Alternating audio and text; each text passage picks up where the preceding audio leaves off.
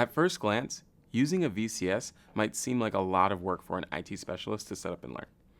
It might especially seem like overkill if you're the only member of your IT team that writes code, or maybe even the only member, period. So, can a VCS help even if you don't need to share your scripts or collaborate on them with others? The short answer is yes. A VCS can be invaluable even in a one-person IT department. A VCS stores your code and configuration, and it also stores the history of that code and configuration. A version control system can function a lot like a time machine, giving you insights into decisions of the past.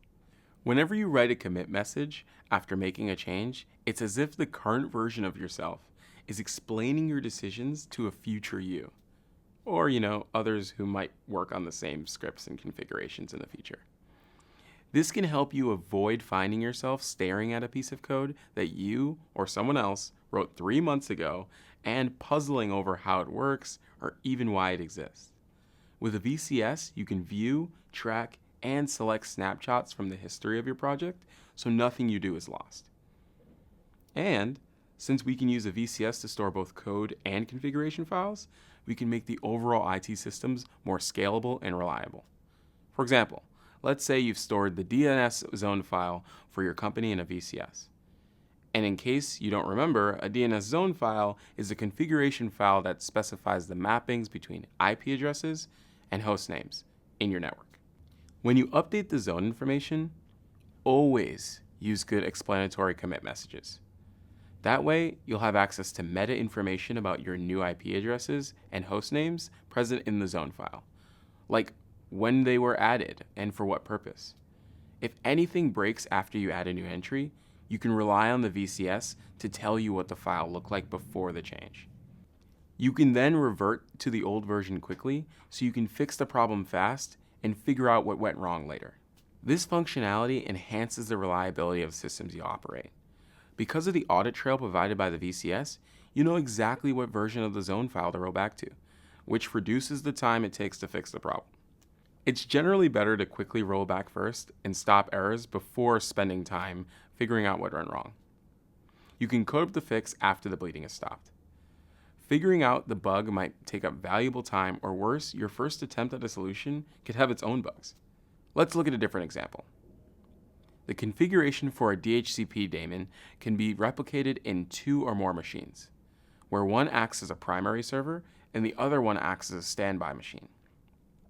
The standby machines won't do much while the primary is up. But if the primary goes down for any reason, a standby machine can become primary and start responding to DHCP queries.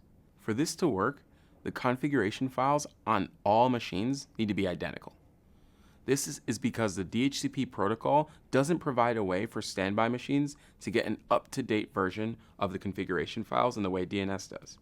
To deal with this, we can keep the up-to-date version of the DHCP configuration in a version control system and have the machines download the configuration from the VCS. This means all the machines will have the exact same files. That's already handy enough, but after using it for a while, you're bound to see other benefits. Say you get an urgent alert over the weekend, telling you that your DHCP server isn't responding to any queries. You look at the history of the changes and you find that one of the changes added on Friday evening included a duplicated entry, causing the server to misbehave. By using a VCS, you can easily roll back the change and have the servers back to health in no time.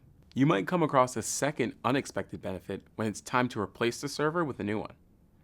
By having all the server configuration in a version control system, it's much easier to automate the task of deploying a new server. Are you starting to see how useful version control systems can be? You might even be thinking of some situations when having your files in a VCS would have saved you a few headaches. As we said in the beginning, in this course, we'll use Git, which is one of the most popular version control systems in use today. Up next, we'll learn a bit about the history of Git and what makes it so special.